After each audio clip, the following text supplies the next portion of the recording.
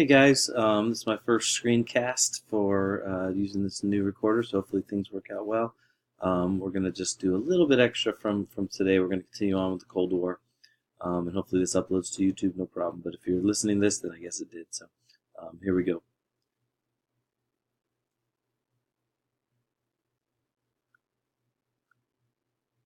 So we're now in Truman's second term, and with President Truman in office for a second term, we're going to have a little bit of changes in his foreign policy. We're going to have the formation of the North Atlantic Treaty Organization, or more commonly known as NATO. This is going to be created in response to the Berlin crisis, the crisis with regard to the airlift and the blockade from the Soviets that we talked about today. April 9th, if you're watching this early tomorrow morning on April 10th. So again, it was established, included 12 nations: U.S., France, Britain, Italy, Belgium, Netherlands, Luxembourg, Denmark, Norway, Portugal, Iceland, and Canada. Turkey and Greece also joined, and West Germany would join in 1954 after they were formed. This collective security organization essentially warned the U.S. that a threat to any NATO member would be met with force. NATO was one of many. We'll also talk later on about SEATO, Southeast Asia Treaty Organization. There's ANZUS, that's Australia, New Zealand, and the United States. Later on, we'll have the Organization of American States. So this is just one of many, but NATO is by far the biggest and most important of the Cold War alliances or organizations that has joined. The Soviet Union would respond, but not immediately, because again, the NATO was passed in 1949, but the Soviet Union would respond with the Warsaw Pact in 1955. And so you see by this map that the members of the Warsaw Pact are in red and pink, and the members of the NATO are on the left in blue. Again, 1949 was kind of a rough year for containment, and we'll talk about that. If you have any questions in class, guys, make sure to ask. You got the Soviet Union exploding their atomic bomb, so they're just behind us in atomic technology. The United States no longer had a nuclear monopoly, and the world now had essentially two atomic powers. So this is continuing with that theme we talked about a little bit, the bipolarization of the world. Here we see again Herb Bloch, one of the more famous cartoonists of the age, Tick-Tock. Herb Bloch's personification of the bomb reminded readers of the threat of nuclear annihilation. The great powers failed to reach agreement on the control of atomic energy, and as we're going to see, guys, that's going to continue to escalate throughout this early period, which is going to also contribute to the paranoia that we're going to talk about when we talk about this era, age of affluence and anxiety at the same time. So we're going to continue to revisit that. China fell to communism in 1949 and became the People's Republic of China. You had the nationalist leader Jiang Jieshi, or Chiang Kai-shek as we know him, during World War II, and Mao Zedong. The communist forces were able to defeat the last of Chiang Kai-shek's forces, and the nationalists fled to Formosa, which is Taiwan, a tiny island off the coast of China, mainland China, and basically they acted as China for a long time, and even the United Nations recognized Taiwan as China for an extended period of time. I think it was not until the 70s where we actually recognized China in the United Nations and officially as a country. But again, Mao didn't care about that. Mao Zedong, he was supported by the Soviet Union.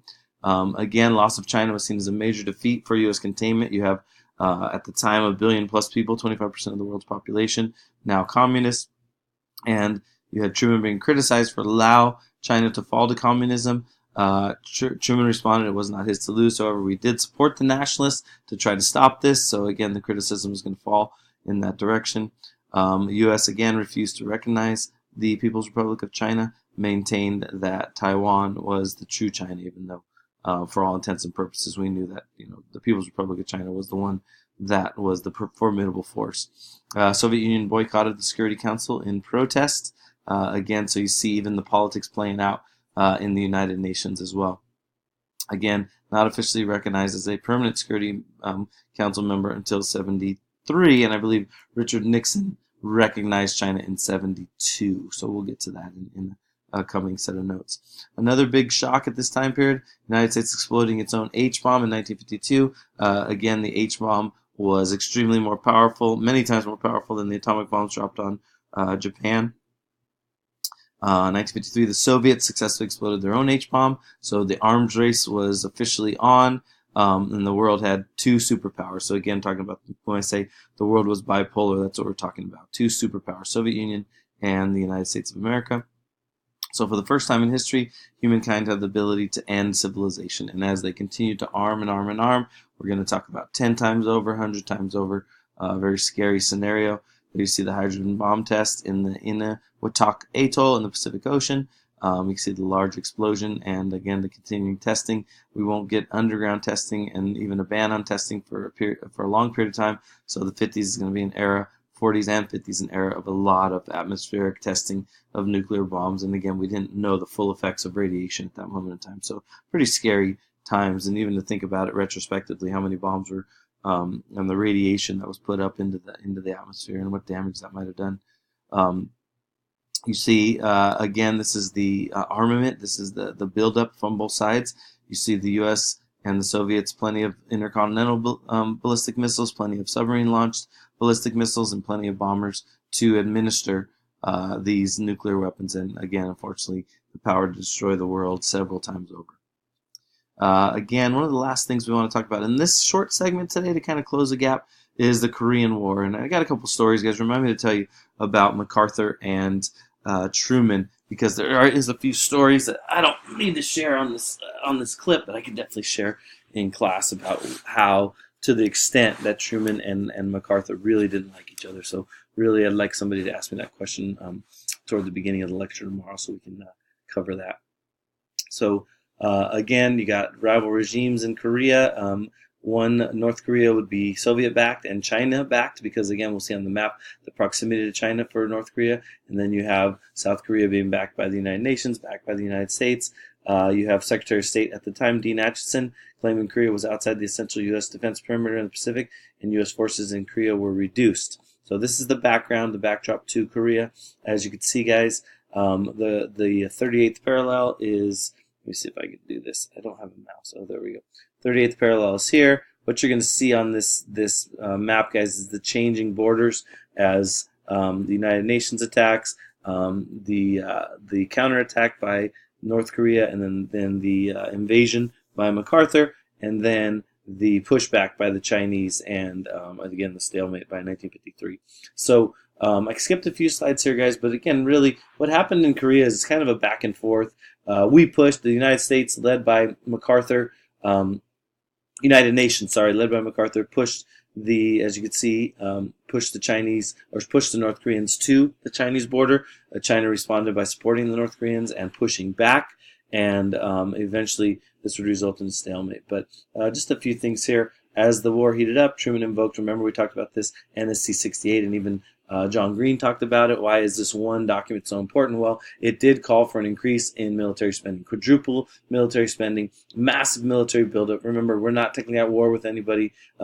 Even Korea was deemed as a United Nations police action. It was never the United States going alone declaring war. So I think that's important to note, very important to note.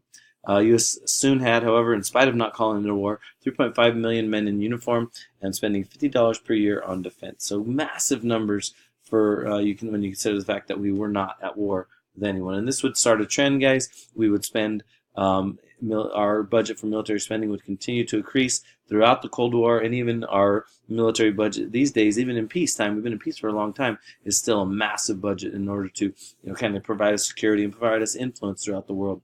Many might argue that's a waste of money, but again, that's a discussion for another time. The UN Security Council, with Russia absent, voted 9-0 to provide military aid to South Korea. So what you have is a UN military force led by an American general, General Douglas MacArthur, and the UN commander. He took his orders directly from the U.S. So in a lot of ways, guys, it's tough to argue that this was a UN mission when the majority of the forces were American troops, and they were led by MacArthur, who, again, took his orders from the United States, from President Truman, not from the United Nations. So, again, that makes this a really sticky situation. And, again, 80% of the troops were U.S. forces. So, again, the back and forth of this war we saw on the other map. By 1950, North Korea captured all of South Korea, but that would kind of it would push back and forth as the United Nations got involved, and as Truman got involved, as you can see here. Let's see if I can get the screen up. The landing at Incheon right here. We were able to push back. Once we reached the border here, the Chinese responded by aiding the North Koreans, and there was a pushback. So the war went back and forth for a period of time, and eventually ended in a stalemate. So we'll talk about that in a second, but I want to kind of briefly go over, like I said, ask for more details tomorrow, guys. Truman firing MacArthur and the details with regard to this. So basically, Truman wanted a limited war. He didn't want to be the only president, guys, to not just drop 2 atomic bombs, but to continue the atomic bomb as a weapon. Truman wanted to fight a limited war. He wanted to not use nuclear weapons at all. He wanted to strike at specific targets, and MacArthur wanted to win. He wanted to use atomic weapons. He wanted to, what did he say, blanket the Yalu River in radioactivity or something crazy like that. But again, Truman, thankfully, wiser heads prevailed, and essentially this averted a world war. So I think it's very important to note. So Truman's level head won out. MacArthur, again, the military guy, no substitute for absolute victory, was against this, and so they publicly battled, guys. And this basically led to a confrontation. And MacArthur circumvented Truman in a lot of instances, and he wanted total surrender. Again, they argued in public. They argued over a lot of issues, and even argued sometimes who was going to land their plane first when they had meetings with one another. And I want to, like I said, tell more about that story tomorrow if we have an opportunity. But essentially, MacArthur was undercutting Truman. And remember, the President of the United States, guys, is commander-in-chief, whether he had military experience or not. So this is a big test for that, commander-in-chief aspect. So Truman had to fire MacArthur in his mind, and he ordered him back to the United States for insubordination. MacArthur returned as a hero. Remember, he was still fresh off World War II, war hero. The committee investigated Truman's decision. Truman defended his decision. And really here with that committee and Truman's decision, civilian control of the military was reaffirmed. Okay, the president was commander-in-chief. Kind of sad that he had to reaffirm it in this manner. But again, generals are generals and presidents are presidents. And a lot of presidents don't have military service. So a lot of times they have a hard time with generals, guys. So like I said, there's more to the story than that.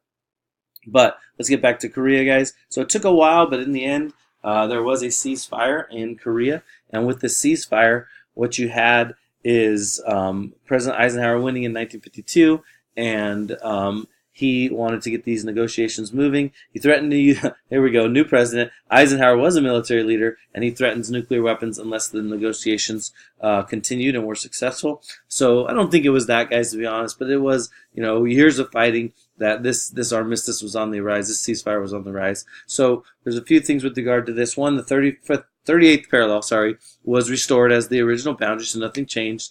The DMZ, guys, is considered the most dangerous place on the planet.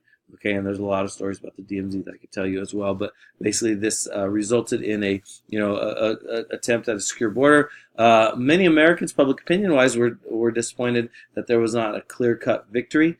Okay, and a clear-cut victory meaning that the just like World War II, where we had objectives and we defeated them. This whole ceasefire didn't really sit well. However, the end result, guys, I had a couple uncles who fought in Korea, but 54,000 U.S. soldiers fought, 3,000 UN soldiers were dead, 103,000 UN soldiers wounded, 2 million civilians dead, mostly in South Korea, 1.5 million dead Chinese and North Korean soldiers. So, for the U.S. call to police action, guys, this is pretty much war, and we do, still name it historically the Korean War, even though technically we did not declare war on North Korea. Total casualties estimated as high as 4 million. The United Nations repelled North Korea's attack on South Korea, and you could argue that the U.S. successfully enforced its containment policy. And again, this would be the political spin. Yes, we contained communism because we stood up to North Korea and China, and it didn't spread past the 30th parallel. So, whatever you think about that, guys, but again, that's the spin that the government placed on it. And we will continue with civil rights, guys, tomorrow in class. So hopefully you guys enjoyed this little 15-minute extra, buys us a little class time, and we'll get through this stuff and be ready for that AP test in 4 weeks, guys. All right, have a good night.